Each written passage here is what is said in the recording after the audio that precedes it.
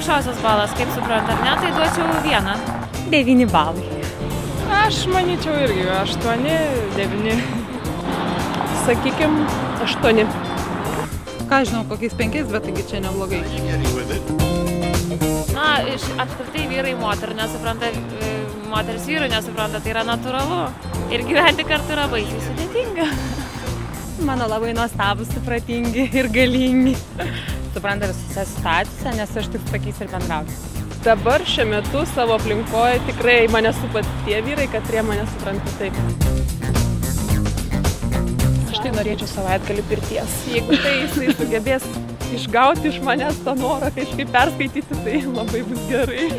Aš tai galbūt norėčiau rasti bilietus, kur nors, kad būtų galima išvykti, kelionės bilietus.